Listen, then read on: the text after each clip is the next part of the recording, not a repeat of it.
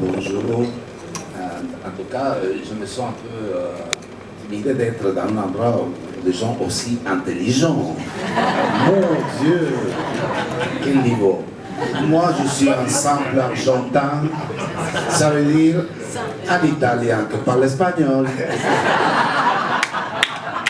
mais qui se prend pour un Anglais, mais que profondément vous êtes français. C'est ça, déjà on commence avec ça. C'est comme dans la religion catholique. Marie, il a bien eu des relations sexuelles, Jésus l'a tué 3 jours après, il est venu, après on se démerde. On croit ou on ne croit pas? C'est vraiment très compliqué. Moi, en tant que sirène, je ne me suis jamais considéré, c'est compliqué, ça veut dire, si un latino, si j'aurais à 20 ans parti aux États-Unis, ce n'est pas la même chose de venir en France en étant argentin que si je vais aux États-Unis. Donc, en tout cas, peut-être, je sentais que cette société, ça n'allait pas pour toute l'histoire qu'il y a par rapport à les immigrants latino-américains, comment on est considéré, etc. Et après, il y a autre chose. Le principal de tout ça, c'est le niveau social de bien.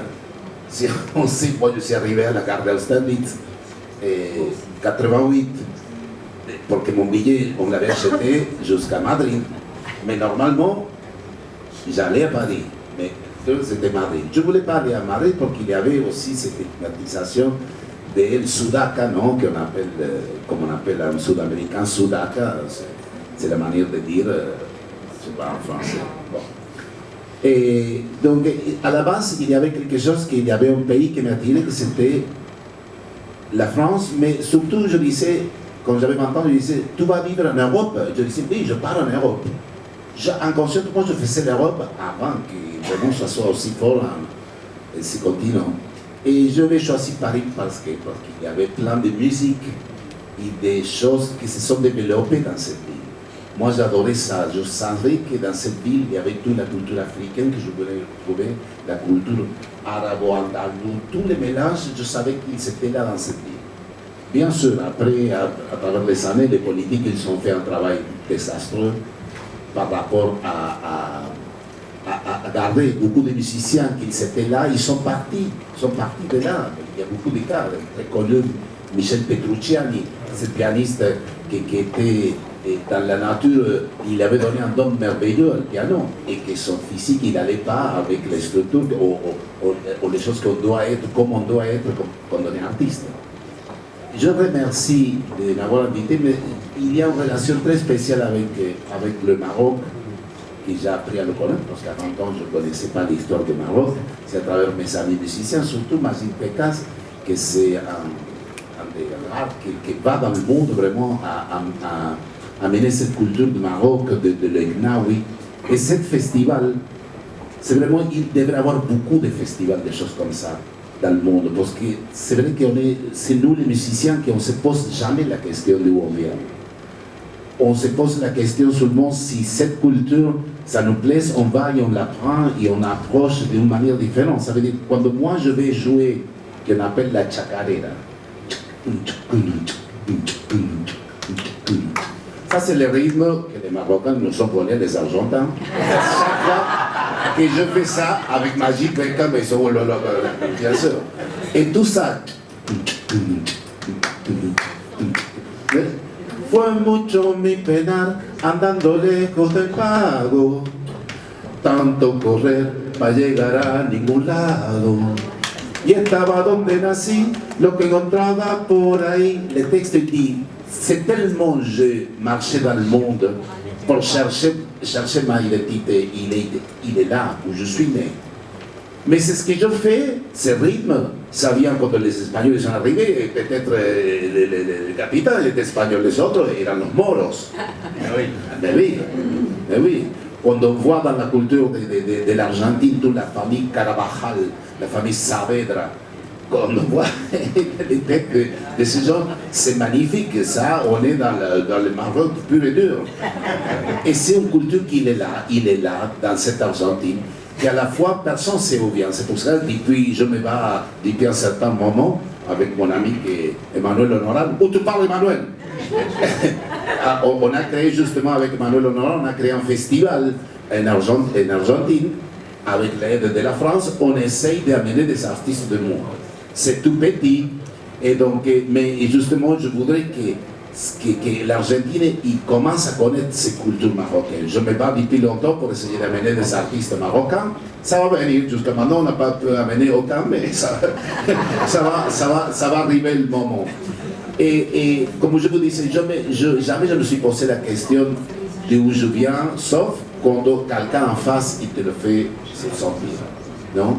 C'est vrai que cette identité dans l'Argentine, bon, on a un pays où on fait les idoles, c'est Maradona, c'est Messi, c'est des gens de football qui nous font.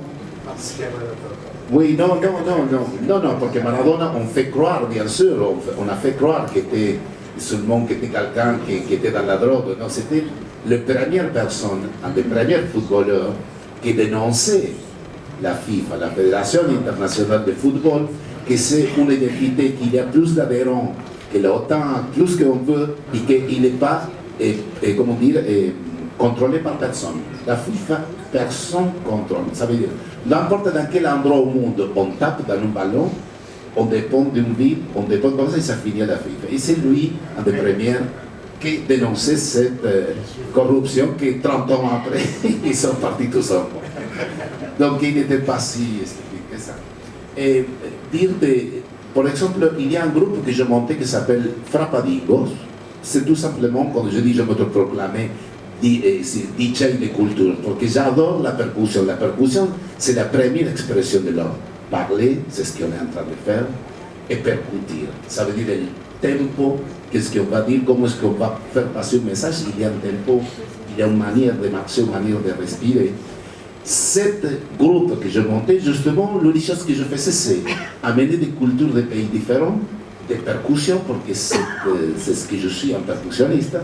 Et chacun, l'idée c'était que chacun, par exemple, si les Brésiliens commençaient à jouer, les percussionnistes marocains ou colombiens, ou peu importe, ils sentaient une pulsation.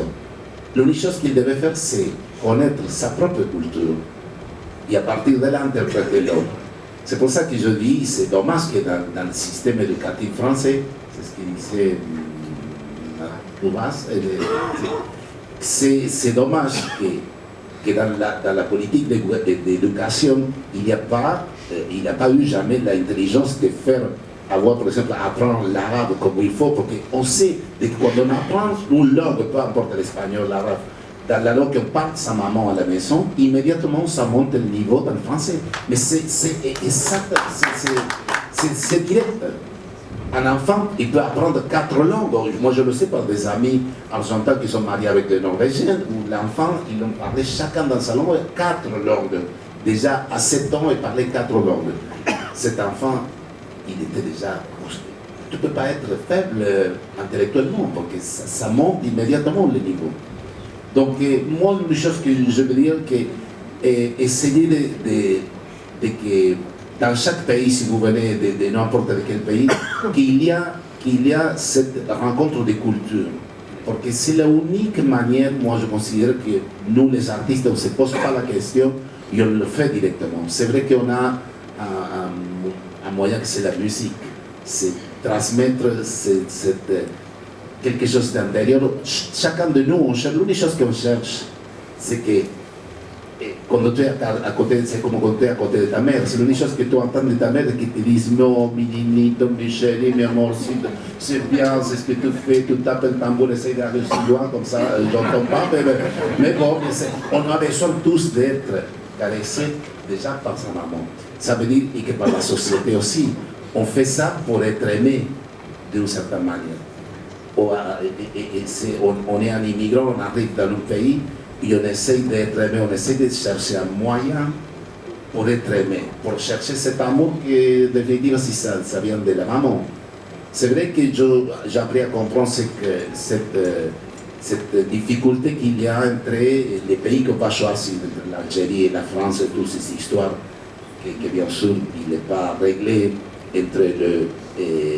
entre différents peuples, et l'Argentine il est fait de tout ça.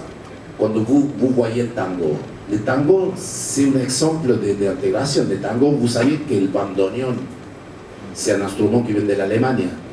Bandoneon, c'est un instrument allemand. Big bandoneon. Pour être un vrai tango, il faut venir, si on joue le violon, un des grands joueurs de violon de tango, c'était Tomayor, c'était Abramovich. C'était Abramovich. Ça veut dire le violon klezmer, c'est ça le violon del tango. La manière de chanter à l'italienne, le bandoneon de l'Argentine, la percussion de cet esclavage qu'il y avait en Argentine, mais comme c'était un pays plat, c'était facile de les éliminer.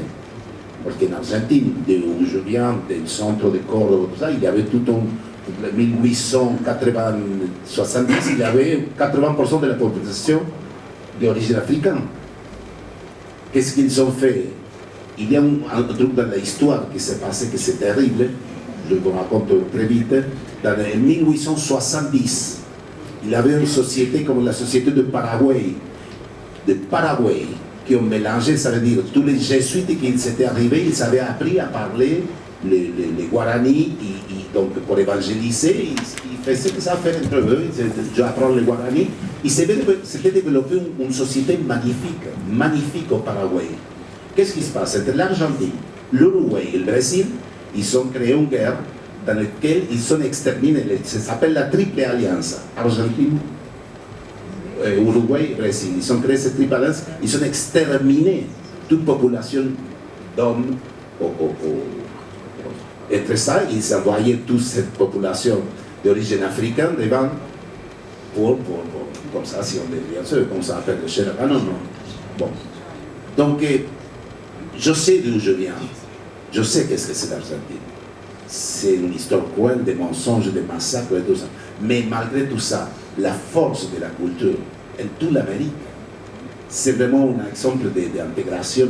Ça veut dire que malgré tout ça, la culture est plus forte que tout. Il n'y a pas plus fort que ça. Malgré toute cette histoire terrible de massacres, de non-intégration. C'est pour ça qu'il faut défendre la culture dans chaque pays d'où vous venez, dans chaque mairie d'où vous venez. C'est la culture qui essaie de restituer cette blessure qu'on a chacun de nous. Et moi, je suis vraiment très content d'être là. Ce soir, on va se mélanger avec Mokhtar Samba, qui est un batteur, qui est un Français, un Sénégalais, Marocain, Majid Bekas, David Patrois, qui je l'ai demandé, Patrois, ça vient ton nom en France? Moi, j'adore savoir d'où ça vient. Moi, je me considère un régionaliste. J'adore ces mots. Je suis un régionaliste. Ça veut dire que quand j'arrive en France, je demandais à quelqu'un, oh, et toi, tu viens d'où? Et je disais, de l'Algérie. Oh, j'allais étudier de l'Algérie. Qu'est-ce que c'est ça? Je ne connaissais rien de l'Algérie. Son nom, quand les 88, il savait écraser les Allemands dans le football. Sinon, je ne connaissais rien. Et quand cette personne, 12 semaines après, on me disait, non, mais lui, il est né en France. Il y avait quelque chose en moi, et je devenais très violent. Je ne supportais pas que quelqu'un me dise, je viens d'un pays, et qu'après, cette personne était née en France. Et c'est là que je commençais à comprendre, waouh, qu'est-ce qu'il y a dans ce pays? Je ne comprenais pas. Pour moi, cette personne, il m'est montée. Et moi, pour moi, c'était une blessure terrible. Mais Nino, j'ai la tâche impossible de vous interrompre. Je suis désolé. Il faut couper. Donc, dites-moi. Pour pouvoir échanger avec la salle, oui. Je suis désolé de vous interrompre, mais... Célibataire. Hein?